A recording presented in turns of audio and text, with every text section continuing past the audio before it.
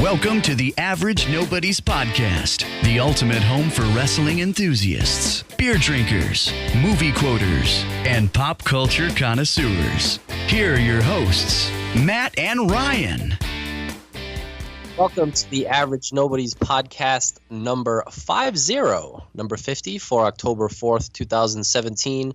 On today's show, we have Cam Newton versus the internet, conspiracy theories that we actually believe in, Donald Trump versus doing everyday things, what are we watching, and we wrap up with our TV club highlighting The Deuce, Episode 4, I See Money. You can chat with us on Twitter at Average Nobodies, toss us a like on Facebook at Average Nobodies, and heart all of our pictures on Instagram at Average Nobodies. Don't forget, this podcast is available on iTunes, Stitcher Radio, and YouTube. My name is Ryan, and here with me always is Matt. What's going on, Ryan? Episode 50. Love it. Love those nice round numbers. It's awesome. I'm pumped. I knew we'd get here eventually. You know, once we got our groove back, and much like Stella, we got our groove back. It's crazy because I think we've been doing more episodes back than we did when we started this, right? I think, right? When did we start? We started at like 20. We restarted at like 19 or 20, right? Yeah, so we're like on a week-to-week basis, we're doing more now than like the 20 we did over like a year span. Yeah, and if you're a real fan of the Average Nobodies, you also know that Ryan and I did a kind of a trial run podcast like a bunch of years ago called the RFMV podcast. Do you remember that? I do. I didn't forget it, but man, wow, that is a throwback. So just while we're talking about 50th, this is a big number for us. Like that podcast, we used to play intro music and pretend that those people were in the studio. Well, didn't pretend. They were in the studio with us playing the songs, which was actually kind of cool. Like Casey and JoJo was one of the people. I believe actually we had Tom Petty on one of them. Rest in peace, Tom Petty. And I believe our number one guest for that little run of podcast was none other than Rob Top Shelf Emma. Yes, man. Just talk about going off on tangents. Yeah, it's no wonder that podcast is no more. And now we have the Average Nobodies podcast, and we are here. And I think that was before Average Nobodies anyway. That was back when we were still doing just drinking with class. So that's cool. Yeah, I'm excited. So first up, 50th episode, we have... Let's get ready to rumble! Who's it this week, Ryan? We got Cam Newton, Carolina Panthers quarterback, who, I don't know if he forgot what time he lived in, like, where we are as a society here. But earlier tonight, he was being interviewed by a female reporter, and the reporter asked him a very normal and valid question. And here's why I kind of agree with people who are up in arms about it. Because if a man asked him this question, he wouldn't have reacted the same way. And it's true.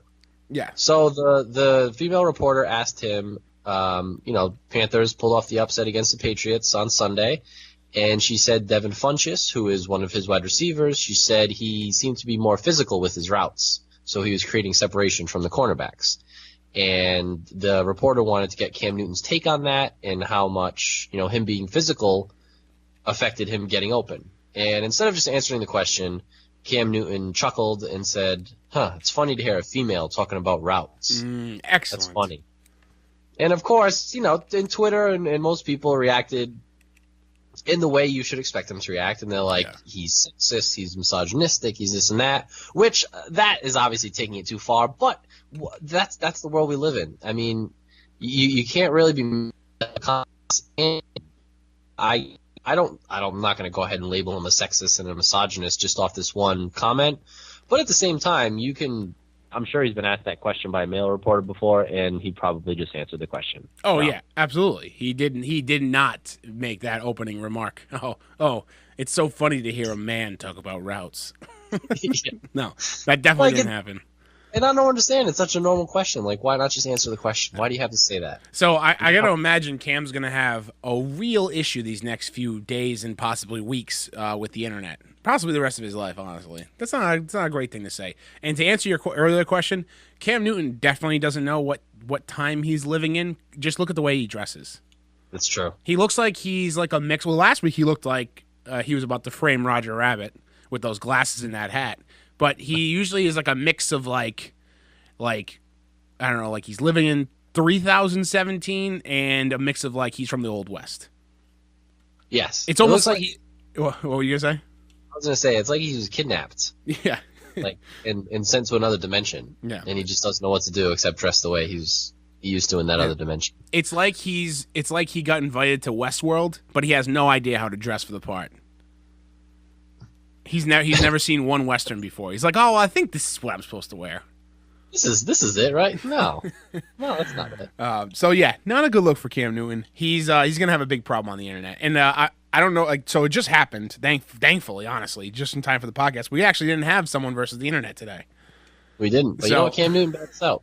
So maybe he just helped us out. Maybe he's a fan, and he's like, "Oh, they're not going to have something." So I'll step up to the plate and make this very misogynistic comment to this reporter. So good on you, Cam Newton. Thanks for giving us something. But today, unfortunately, you lost against the internet. It's all there, black and white, clear as crystal. You get nothing. You lose. Good day, sir. Yeah, not great. So. Next up, something I'm very excited, and honestly, you were texting me this, and it went right over my head right away. I was like half asleep this morning. Had no idea what you were talking about. So apparently, there's some rumblings on the internet, on Twitter specifically, about conspiracy theories and in which conspiracy theories that people actually believe in. Right? That's kind of the gist of it. Yeah. So I saw it on I think it was Saturday or Sunday, and it was just someone who tweeted, one of those things, which is really cool that these I don't know how it works. They strike me as random accounts, but it was just a random account that said, tweet a conspiracy theory that you actually believe in. I was like, that's actually that's a really good idea. And someone had tweeted one that I believed in for a while. They like quote tweeted it. Yeah. And put their theory, which I'll talk about after yours. Okay. But yeah, so it's like, what's your favorite conspiracy theory? But you also kind of believe it in a little, and you have a really good one. So I'll let you start. So I didn't see this. You told me about it. But if I was going to reply to this Twitter feed, and maybe I'll go back and find it and reply. But my number one favorite conspiracy theory is Area 51 and everything surrounding it.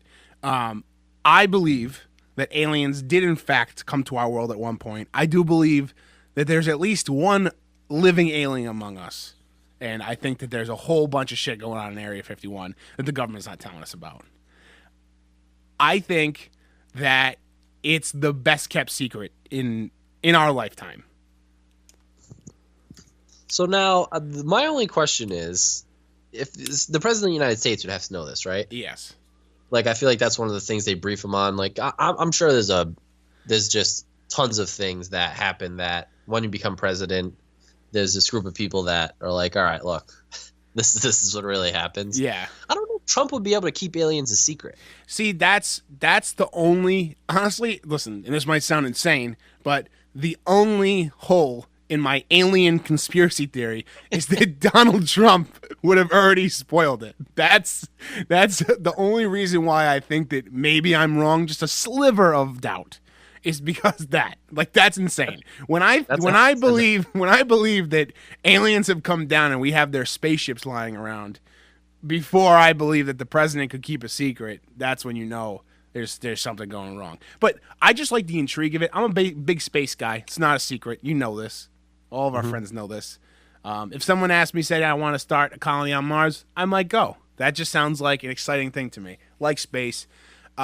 The universe is too large for us to be alone, and there's it's impossible for us to not have had someone visit our planet already. I don't know. It's just like there's something fishy about it. There's definitely something to it, right? And all the people that live around that area, and I believe it's New Mexico, near Area 51, it's a wild place. I've seen YouTube videos about everything is just how when you go to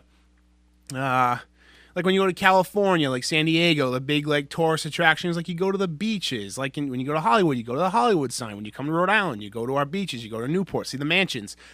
In the area where Area 51 is in New Mexico, in that area, Roswell, New Mexico, it's just everybody banks on aliens and alien things for tourists, and it's like these dead little cities that like have nobody living there, and it's all like this weird alien stuff. Just like people have like aliens and like made out of paper mache on their front lawns and stuff. It's very strange, but I love that. I just love that subsect of America, and they're like so. And like if I had lived around there, I'd probably have aliens in my front yard too. Have you ever been to that? I've never been, but I plan to go out that way. I want to do the trip like Adam and Jen just did, where they went and saw a bunch of national parks out west. And yeah. I would love to drive through Roswell and see what's happening down there and get to talking to all those people, because they seem like very interesting people. I don't know if I would stay overnight in Roswell, but I might just like drive through for the day. Yeah, I mean, you go through during the day, you know, with the lights at night, and everything. Yeah, I don't know. I wouldn't stay at a bed and breakfast in Roswell, is what I'm saying. So, yeah, Area 51 conspiracy theory. There's definitely something there. It's just not. It's just, you know, where there's smoke, there's fire, is what I'm saying. And I agree. I mean, to be only one planet in the galaxy, and just to not think that any other planet or there's not any other life forms out there. Yeah, you know, you gotta have an open mind with that sort of thing, and I don't think it's just us either. So I like it. I like it. There's also a chance too that the people that are controlling the Area 51 information are just like, listen, Donald Trump's not going to find out about this. We're not telling him anything about this, because he would have immediately already, because he would be like having a dick measuring contest with whatever planet the alien's from. He'd be tweeting about it. Yeah, exactly. He'd be like tweeting like pictures of their planet and our planet, like how many people are in line at like Starbucks. Like, look at our planet. Yeah. Thriving. Okay. Oh, you ruined the biggest secret in the history of the world. Yeah. So what's yours? So I have one. So I don't know if it's a conspiracy theory, but it's something I'm glad somebody brought up on Twitter, because I am fully on board on this. And it's that Stevie Wonder is blind. Not buying it. I've never thought he was blind, and I'll tell you why I think he says he's blind. It's because everything he does now is enhanced. You know, he's not just a good songwriter, he's not just a good performer, he's not just a good piano player. He's all those things, and he's blind. Yeah. So that makes it that much better. So he's already playing, you know, like with a stacked deck, basically. Yeah. Oh, I am totally on your side with this. There are websites dedicated to proving that he's not blind. I don't think he is, and I for a while I didn't think blindness was a thing, just in general. I've evolved. You've come around on that. I think it's real, but I do think there's people out there who take advantage of it. Because seriously, what am I gonna do? Be like, hey, you're not blind. No. Now I'm a dick, you know, if I say that to him, that he's not blind. So people are like, we'll let it go. He's not hurting anybody, which is true. He's not hurting anybody with it. But at the same time, I don't think we should just take it at face value that he says he's blind. I've never seen it proven. Yeah. No, I'm not saying we have to shove him down the stairs and have him. I think we should have some type of, you know, proof from a doctor or something. Here's my question now. Stevie Wonder lives his whole life. He's just a prolific musician, you know, fantastic singer, great piano. Great. I love his music. Right, great. Yeah, he has great music. He dies, and maybe his like last will and testament, he tells everybody that he actually wasn't blind. How does that tarnish his legacy? I don't think it does. Or does it? Yeah, or does it? Yeah. I would actually like him even more. It's like you played a joke on the world for your whole life. That's like my dream. Yeah, I think you're right. I think if he was like a mediocre singer and piano player, like a musician, maybe it hurts it a little bit, because you're like, oh, well, maybe we were thinking you were much better just because you were blind. But he's already like, you know, platinum selling recording artist. You know, he's got some weight to his belt, you know, so and I don't know if he's in the Rock and Roll Hall of Fame yet, or he's gonna be. I'm sure he will be. Yeah, so I don't know. I don't know if that even tarnishes the thing, but you're right. I think there's a good chance he's not blind. Hey, let's just say if it comes out, I won't be surprised. I'll actually be happy, because I think that would be a kind of a really cool joke to play on someone your whole life. Maybe not care for his life, you know. Yeah. Oh, like, are you fucking kidding me? I took care of you, yo. I wiped your ass. I don't know. We'll see. But that's a conspiracy theory that I believe it. You know, I kind of believe that he's not blind. So. And before people out there get very upset that we're like picking on someone who might or might not be blind, there are websites and videos that you can watch that are very telling and they might sway you. So go search online for those, because there's a few that are kind of convincing that he might not be blind. So just saying, keep an open mind. Keep an open mind. Yep. And hey, again, love his music. Nothing against the guy. I just, I'm not buying it. You can't pull one past me. That's for sure. No. Speaking of putting one past people, so Donald Trump went down to Puerto Rico. Yes. And to help out with the relief efforts down there. And by help out, I mean chucking toilet paper, paper towel rolls at people. Like a basket. Yeah, like he's giving away T-shirts while the ice is being cleaned in an NHL game. Yeah, or he's playing playing one of those bar games where the little basketball games at the screen. Yeah, I'm honestly not. I'm surprised that he didn't have like a T-shirt cannon and he wasn't loading up the T-shirt cannon with the paper towel and like launching it into the crowd and playing like disco music, like hyping people up. It's like these people lost their homes, their entire lives, their families, like torn apart, and he's over there like shooting. Like, how does this help the situation? And you know what? I don't, because it's slowly becoming everything he does causes an uproar. And I'm not going to be up in arms and be like, this is insane, impeach him over this. But at the same time, when you're the president, you kind of need to know the room. Yes. You're going to this country that hasn't had electricity, that people are dying, they've lost their homes, they've lost family members, and you're shooting a paper towel like it's a basketball into the crowd. Yeah. Like, know the room. And the worst thing is, he is our representative. I know the Puerto Rico is the United States territory, but he's our representative around the world. And he does these things consistently. Like another thing, he was talking to a family that had lost their home. And at the end of the conversation, he told the person to have a good time. Have a good time? We're not at the Met Gala. Yeah, you're not at a theme park. Yeah, like, I don't understand. How can we not coach this guy when he's out in public in front of cameras to just be a compassionate human being? Yeah. Like, you don't have to talk to everyone like it's a business transaction, or I just don't get it. This goes beyond politics. We don't have to sit here and discuss the politics of what he's doing and what he's fucking up or not fucking up in the White House, right? This is just down to human instincts. Your human instinct should be not to go down to Puerto Rico, say all this horrid shit, make a joke about how Puerto Rico's fucking up the United States budget, which is already fucked up enough, right? You heard that, right?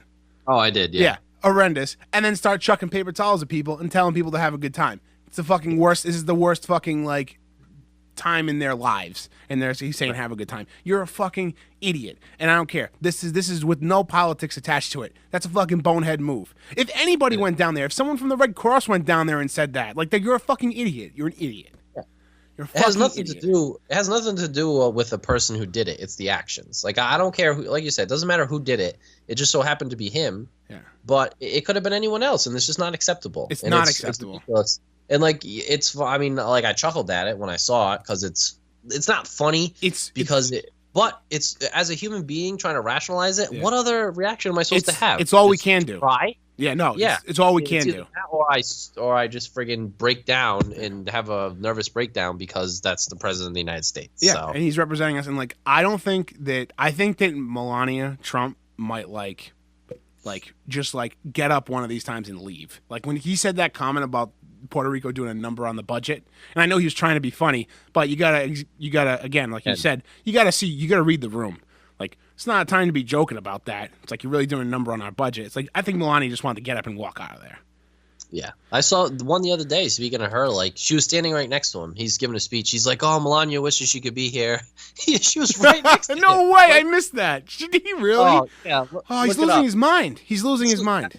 Yeah, that's the thing. Like, that's not that he wasn't like joking. He was like, "Oh, thank you so much for having me." Oh my Melania God. wishes she could be here, but she's back in New York or something, and she was standing right next to him. Oh my God, he's an idiot. Oh, I didn't know that. What a bonehead. Oh God. Okay, let's move on here. I can't do this anymore. Yeah. He's a fucking. I mean, I think that he keeps outdoing himself, because back when the solar eclipse happened, I thought that the photo of his presidency, like to wrap up his presidency, was going to be him staring into the sun without glasses. I thought that was going to be like exactly like, it wraps up in a completely like shows, like summarizes what his presidency was like. But I think that him shooting paper towels at people that had just lost their homes and family members is probably it. There's a hilarious picture floating around Twitter that they photoshopped him on the cover of NBA 2K18. Oh, really? Shooting the paper towels. It's fucking hilarious. Anyway, Ryan, what are you watching? So, been watching a lot of Veep. Okay. Do you watch Veep? I watch Veep with Lindy, but not religiously. I've watched a few episodes here and there with her. It's hilarious. It's a great show. Oh, it's so good. So we're actually almost caught up. We're on episode 5 of season 6. Okay. How many episodes in a season? 10. Okay. So a typical HBO run. Yep, typical HBO, and they're going to start filming season 7 soon. That's going to be the final season. So yeah, that's too bad. I know it's so funny, but season 6 is still funny just because the writing is so smart and you love all the characters. But you can tell they're kind of running out of storylines. Oh yeah. No, I mean you can only kind of push that so far. Like if she's not Veep or president or whatever, it's like, well, I mean, there's no need to keep it going. 7 seasons is definitely going to be enough. Yeah. And that's just, it's going to be 70 episodes worth of binge-worthy. Damn. And it's definitely a show you can watch over and over again because the lines are so funny. Yeah. I've but heard nothing but good things about it, and I liked what I saw, so what I've watched of it. Yeah, you'll enjoy it. It's just funny, smart. And then Curb Your Enthusiasm started last Sunday. Oh, so back on that. It was very funny. Yeah, they did not skip a beat. Oh no, absolutely not. And then SNL premiered last weekend too. I still need to catch up on that. Yeah, it's worth it. Gosling was the host. It was very funny. So those are my 3. You got SNL new again this Saturday, and you got Curb new again this Sunday. Excellent. And then I'll finish up Veep too. What? Finish up Veep too probably this week. Oh, nice. Who's hosting SNL this week?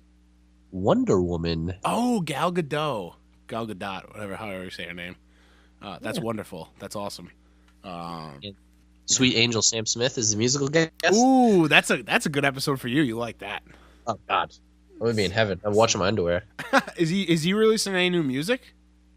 So he released a new song on Spotify a couple weeks ago, and then he came out with it's cool because he uses social media really well. So he came out with a video. It was a quick Instagram video, 5 seconds, and it was almost like sand going through the hourglass type of thing. Yeah. And when it materialized, it was a name of his new song. So he's going to premiere a new song on SNL. Oh, cool. That kind of reminds me of the Game of Thrones thing, how they melted the ice to debut the season. Yeah, that's cool. That's awesome. Yeah, so his Instagram and Twitter is pretty cool because he'll always announce stuff there first, which is, as a fan, it's kind of cool. You're not hearing it from Hollywood Reporter or Rolling Stone. Yeah, you hear it's right he's gonna tweet it out that, hey, I have new music. This is when it comes out. This is how you can listen to it. So that's pretty cool. I'm looking forward to that. And him live is just him on SNL. He's going to be amazing. He's done it once before, and as good as his studio stuff is, he just has that voice that you need. You don't need any soundboards or anything like that. It's just a pure great voice. So I'm excited to listen to him on Saturday. Excellent. Yeah, I'm excited too. I like Sam Smith. Good stuff. So that's it. That's all you've been watching. That's it. Yeah, that's it. Yeah, Veep takes up a lot of time. After work, we'll just binge through it. So I don't know what we're gonna do in the next couple of days. Nice.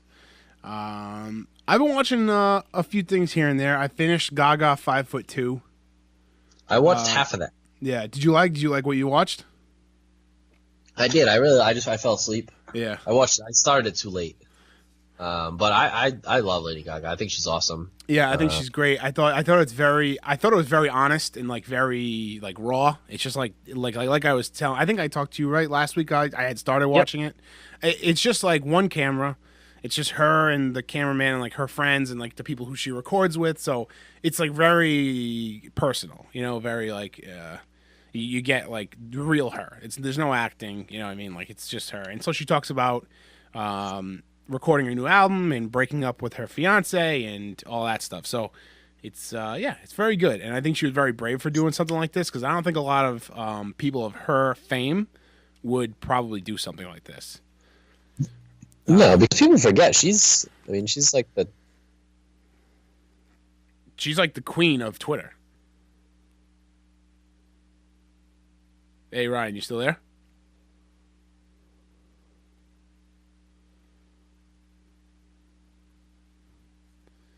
Ryan, Yes. you there? Yeah, I lost you for a second. Oh, sorry. Oh, we'll just pick up right where we left off. Like someone of her fame wouldn't do something like this. She's like the queen of Twitter, right? She's the one who has the most followers on Twitter, or is it Instagram? One of the two. She's like the queen of. One of the two, but Yeah. I mean both. She's got hundreds of millions of followers. Yeah. So and like it's really tough. And honestly, me and Lindy were very surprised. She lives a very modest life. Like, like she's super famous, like a millionaire a million times over.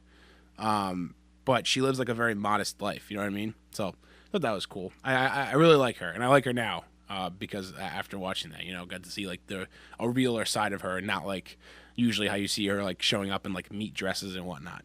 So that was cool. So I watched that. I watched this anime that came out on Netflix called Neo Yokio, and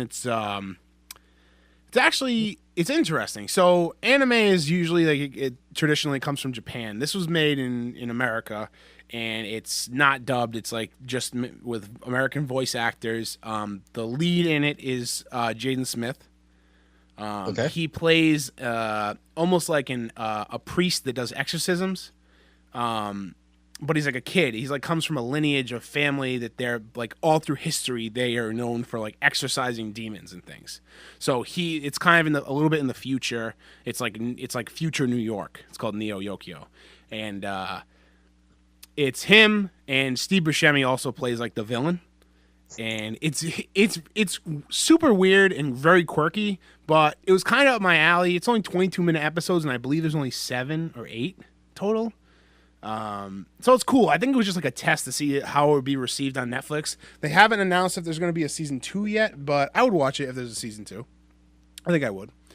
It's interesting, and I think that just Jaden Smith's a real weird kid, and I think that he probably has a lot of influence on what a lot of his lines were, because it really seems like his tweets, and we know how he tweets, very strangely. He tweets like a fortune cookie kind of. Yeah, that's kind of like a lot of things he says. It's hard for me to explain, but I would suggest if you happen to like come across it, like watch one episode and see how it is. There's like he has like an arch nemesis named Archangelo, and they're fighting for the #1 spot on Neo Yokio's most eligible bachelor board. So it's like this big giant like lit up board in Times Square. And it's listed like I think there's like 20 names on it, and whoever's at the top of the list is Neo Yokio's most eligible bachelor. So he's like, you're the shit and whatever. And so they keep swapping places like between 1 and 2. So it's like like I said, it's quirky. It's weird. And other than that, I watched The Lost City of Z, which I enjoyed, with Charlie Hunnam and Tom Holland. Yep, I like that movie. I enjoyed that, and I've been watching Star Trek: The Next Generation on Netflix, which I have very much enjoyed so far.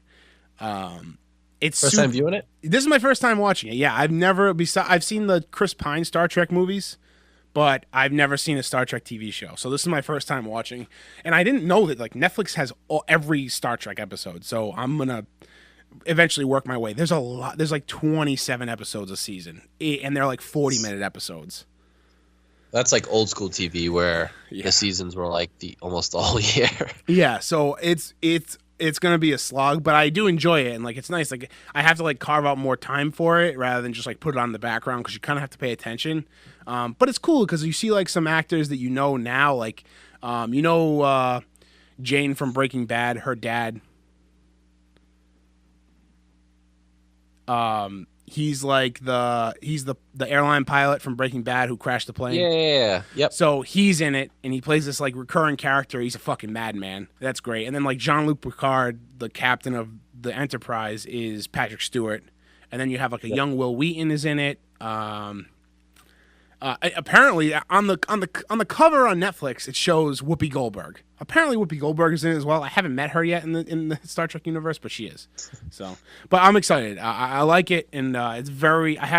Lindy's not a fan, so I have to like pick and choose when I watch it. And 44-minute episodes, they're not just like quick like throwaway episodes. So it's gonna take a while for me to get through it. But I'm on season 1, episode 12 or something like that. So, and there's like I don't know, like 7 or 8 seasons I think of 27 episode seasons. So I got a ways to go. Whoopi Goldberg's an odd. Like, do they think there's a lot of crossover Whoopi Goldberg Star Trek fans? To, like, I have no idea. Her be the main marketer. I had no idea that she was in it, but every time I log into Netflix and I look at the cover photo for it, like when you go to play it, it has a picture of the whole cast, like from the movie, from the TV show, and like there she is, like front and center. So I was like, oh, I guess I just haven't seen her yet. So very cool. I'm into it. I'm very into it. It's very nerdy of me, but I'm very, very into it. So that's it for me. Nice and eclectic. Yeah. So we ready for TV Club? I'm ready. I'm super ready. So we're on the juice still. It's rolling along quite nicely.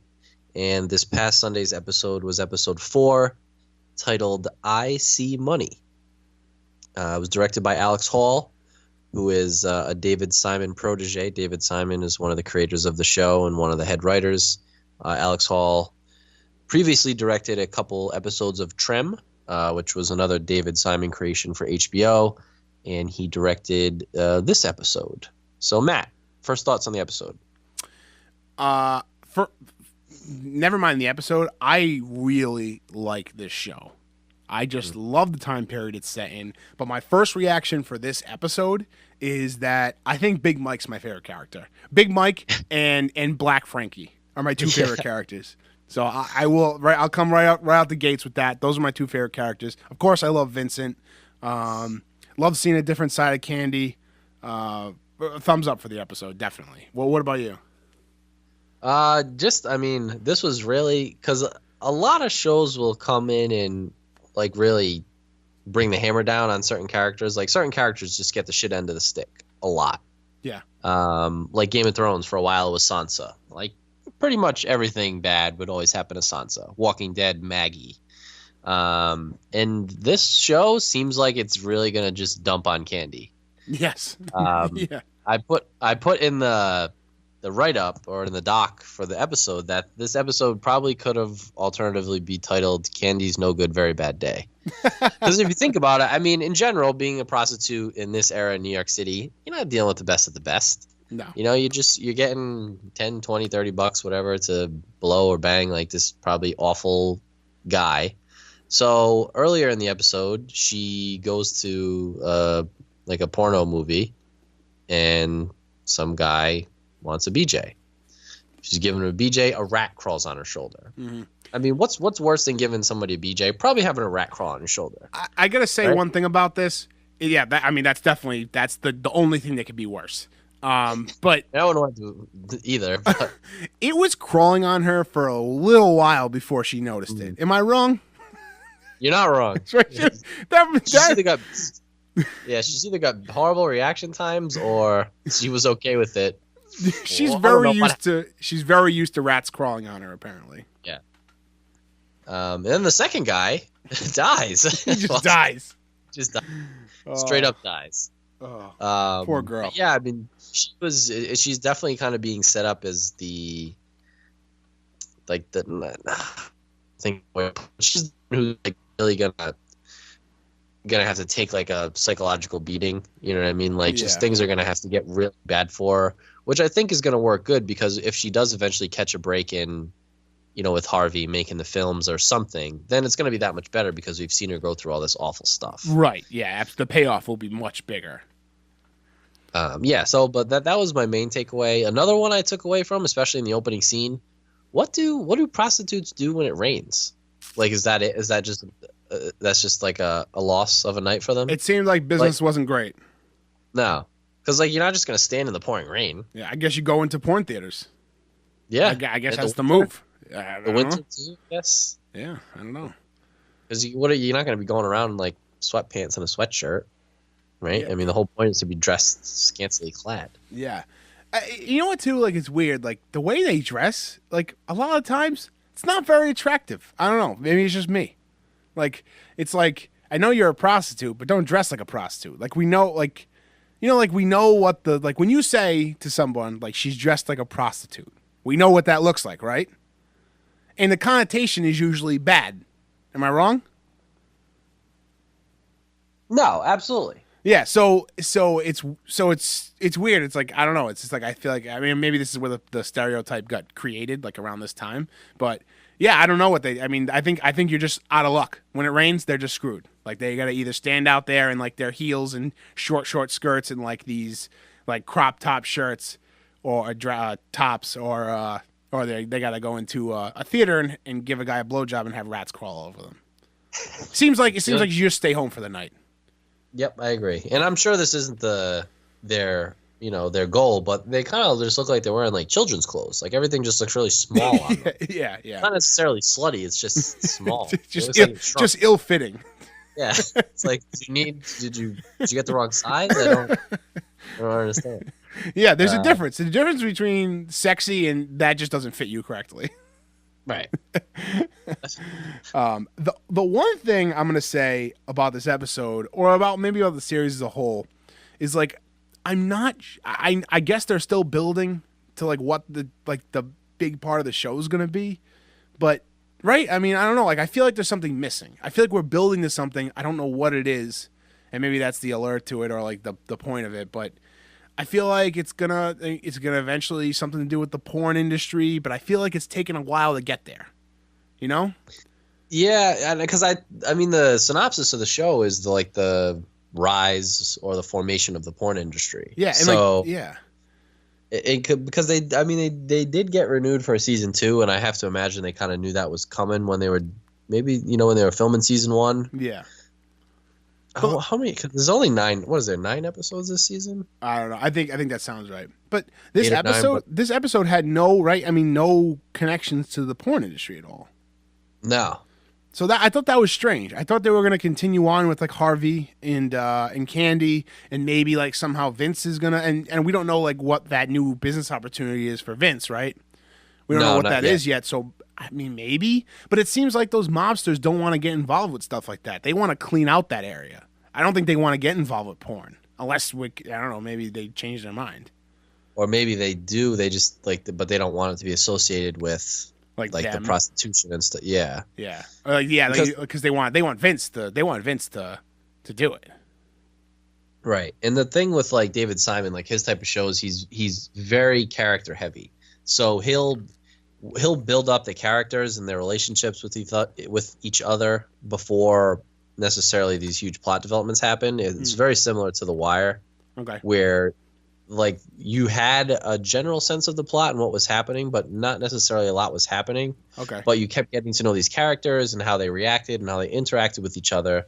And then once the plot got going, that's when it really picked up. So I have a feeling he's going to structure it very similar to that because the plot, like the characters will enhance the plot eventually. Yeah.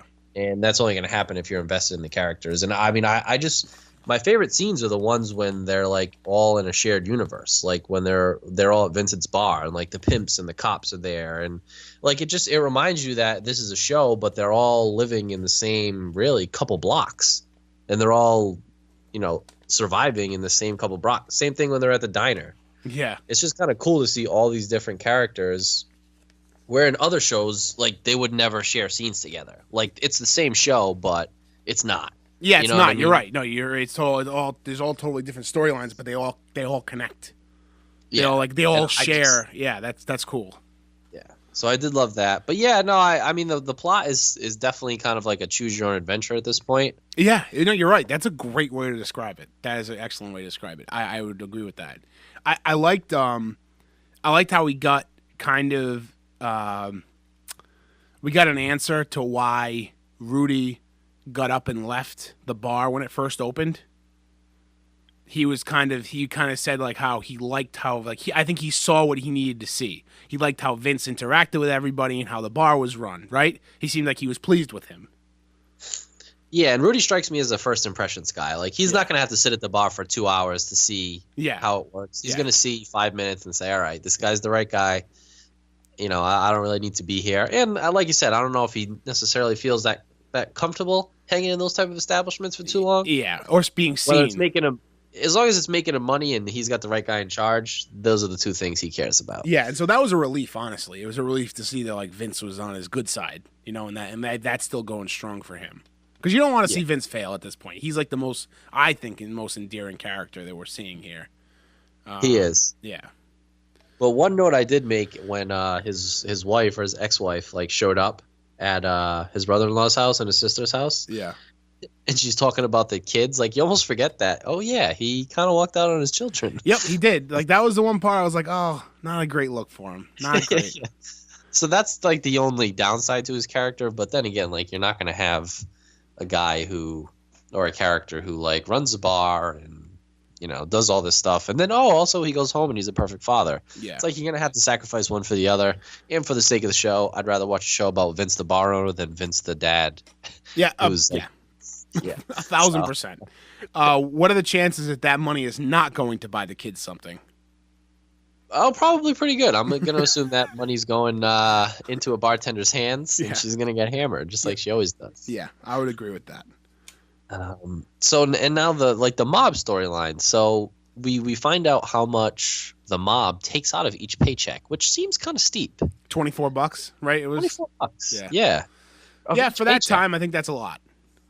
Especially like, you know, some of the guys were saying, I mean, I can wait. You're only really getting a cash advance by a couple days. Yeah. So unless you're like this degenerate alcoholic who needs to spend all your cash on the weekend and alcohol, I mean, if you can't wait a couple days to cash your check for 24, you know, I would rather just wait. But obviously Bill Schmidt started a movement that the mob was not happy about. Not happy about. And that's you got to be – the mob will make an example of you in that scenario. And Vincent, he clearly gave them the name, just not even thinking. But, you know, maybe when they ask for the name of the guy who started the issue, put two and two together, like, oh, they're probably gonna go beat the shit out of him. I think that Vince is still very naive with this situation. I think he has no idea how deep he already is. You know, which kind of makes me nervous because you've just got Frankie, who has been okay the last couple episodes, but he's still a loose cannon, especially with the gambling. Yeah, I mean, if he goes into debt again, is the mob going to be as forgiving as they were last time? Yeah. And then Abby, like you keep getting all these signs and all these people telling Vince like, hey, she's going to be the downfall of you. Yes. And then when they were like hooking up, you know, after they closed on the bar, she was saying that like she's in control, and he obviously didn't seem to mind that. So I don't know. I think she could end up being bad news for him. I agree with that as well. I think she's going to be very bad news for Vince, unfortunately. And I also think something tragic's going to happen with him or maybe Abby. And I think that's what they're setting up for in a way. Like that's another kind of staple of David Simon. Like, yeah, it's a very light atmosphere in this show, but there's heavy themes. I mean, the mob's not someone to mess around with. You got the pimps who are kind of joking around a lot, but at the same time, you know, we've seen at least Cece isn't afraid to just straight up murder someone. Yep. And I think towards the end of this season, there's going to be something tragic that happens, and it's going to be set up logically. We just won't see it because of how light the dialogue is and how, you know, happy-go-lucky everything seems, even though there's all these characters who are these really dangerous people. Yeah. You just don't think of them as dangerous people because you like them. I feel like I had a lot of those feelings swirling around while I was watching The Sopranos for the first time. Yeah. Yes. You know what I mean? Like you have that same the feeling that I get, like I can feel the most, like thinking about it right now. The first time I watched Goodfellas, right, and this is going to be a spoiler alert, but if you haven't seen Goodfellas, I mean, what are you doing? When Joe Pesci gets made, like, you know, quote unquote made, like my heart sinks when I watch that scene again and again, and like when you realize like, nah, he's not getting made. So yeah, I like that kind of thing, right? Is that what that's the kind of thing you're talking about? Yeah, it's because I mean these especially the mob guys. I mean, these are dangerous. These are murderers. These are killers. Same thing with some of the pimps, at least for Cece's sake. But when they kill, you're almost shocked by it, even though that's just part of their daily lives. And it's because, like, I like it because they're showing you every other side of these people except for that side. Yeah. So even though that side exists, like we're seeing Larry Brown kind of be, you know, jokey, and he's being compassionate to Darlene, and she's obviously staying out with the guy she watches the movie with, and we're not seeing that side of him, but you kind of have to think that he has that side to him. Same thing with Rudy. Like, we're seeing Rudy be nice to Vince, and we're seeing him help out Frankie's dad. But there is this other brutal side that I think eventually is going to come out, because that's really the only way you're surviving this universe. Like, you know, Vincent's almost an anomaly of surviving without really getting his hands dirty. Yeah. But then again, he could also have that side to him too. We just haven't seen it yet. I mean, there was that scene when he's in the car and he gives Rudy the money, and Rudy's like shocked that he didn't like take any for himself or whatever. You know what I mean? Like, he has that little thing. He's like, to grease your pockets or whatever he said. But like, there you go. Like, there's Vince. You know, Vince as we know right now. Like, just very honest. He doesn't want to fuck around. He's what we wished. Like, at this point, he's what we wished Walter White was in Breaking Bad. Just listen, you got a fucking good thing going on. Just don't fuck with Gus Fring. Yeah. Don't fuck with him. Yep. Jesus Christ. Couldn't help himself. White. Couldn't help himself. But Vince seems like a different character. I mean, his brother's definitely very different, but as of right now, Vince seems like a very level-headed character, which I think is why we why we like him so much. He kind of is just doing what one of us would do in his situation. I mean, for the most part, maybe not the being a terrible father thing, but you know, maybe not that. But you know, in his case, like, he wants to be the best bar owner he can be, or whatever. You know, he's being a nice guy to what's the other bartender's name? The guy, the gay guy. What the hell's his name? I forget his Brad, name. I don't think Brad. Yeah, but he's like being, you know, extending an olive branch to him, like, because he kind of seems upset and whatever, and he seems like he's having like trouble with his personal relationship and whatnot. So, just a good guy, you know, besides being a father. Again, besides being a father. But yeah, so I mean, I don't know. I like it. I mean, I think it's a smart way to introduce characters to an audience. You know, get them on your side. So you're obviously going to be rooting for these characters and wanting to see what happens to them next. But I do think something bad is going to be happening. Yeah, unfortunately. I don't know to who, but I do have a feeling it's going to happen. And I want to know if the mob.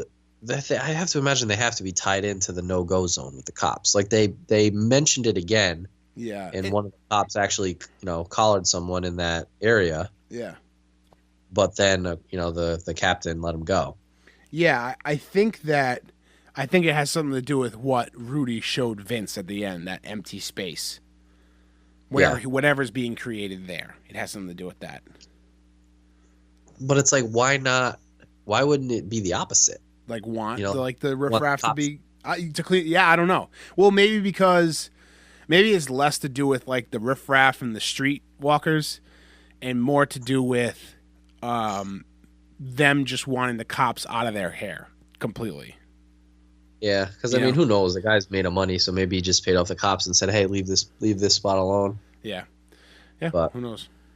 Yeah, or like maybe there's a good opportunity to, like, if they let the streets get really bad, if they realize the cops aren't picking them up, like, maybe things will get worse, and then maybe like the mob can pin something like the burning of a building or something on like the, you know, there's like all these people like walking around and being, you know, delinquents and shit. Who knows? You know, I'm sure it's a calculated move if it is the mob doing the no-go zone. It seems like it is. Yeah, I would agree with that. So, but back to your favorite characters, Black Frankie and Big Mike. So we kind of got the confirmation that they're Vietnam vets. Yes, yeah. Vince was hilarious trying to buy the gun from Black Frankie. He like had no idea what he was buying, and then he bought the Lady Remington, the LR. Lady gun. Yeah, that's so fun. He was like so like a fish out of water in that scenario. He's like, I don't know, I want a gun.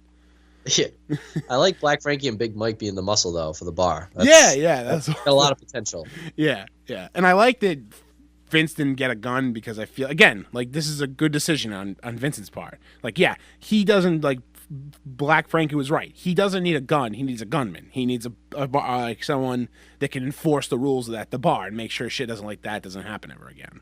Exactly, and I agree. So I think that's a good move. Yeah.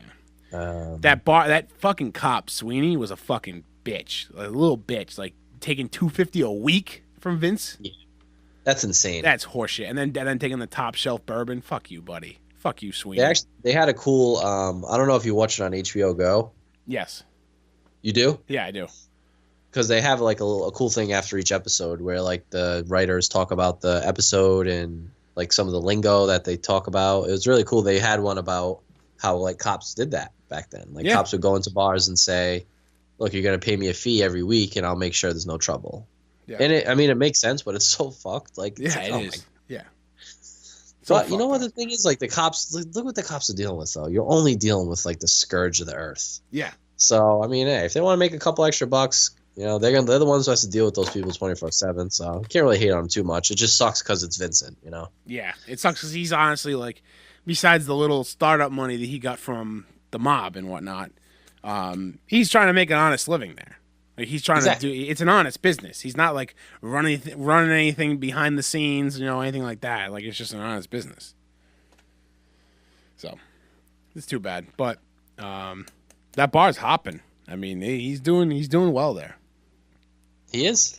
Got some interesting clientele. It does have some interesting clientele, but I think that I like the charm there. And the cop was kind of like, he kind of was kind of a dick when he was like pointing out the transgender person.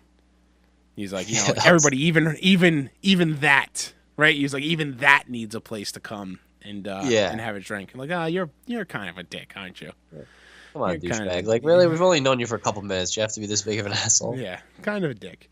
But another great episode. Is there anything else you want to touch on for this episode? I'm trying to think if there's anything we're missing here.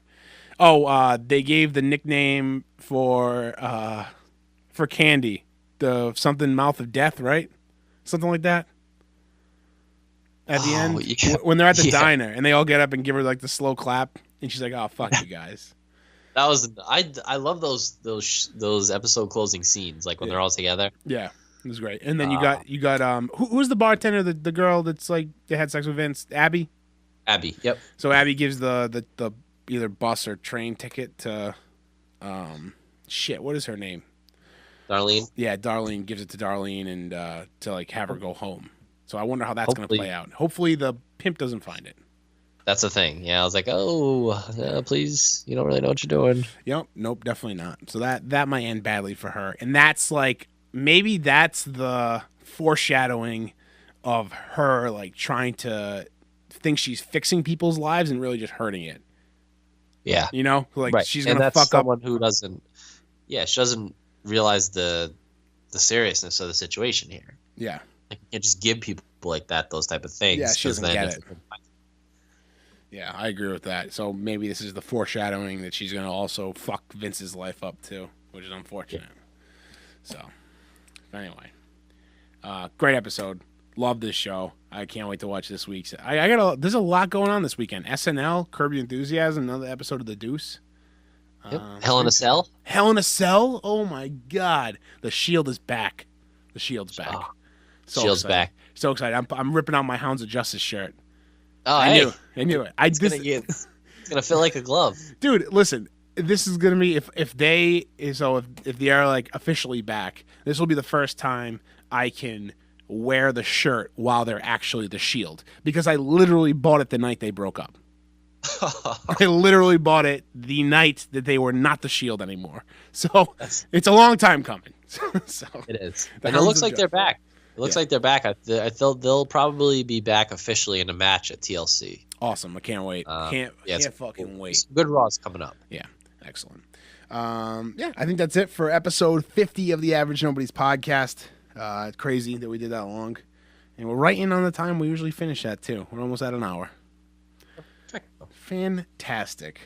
That's it for this week. Well, that's it. Yeah, next week the Deuce is What Kind of Bad? Okay. Question mark. Okay. So, okay.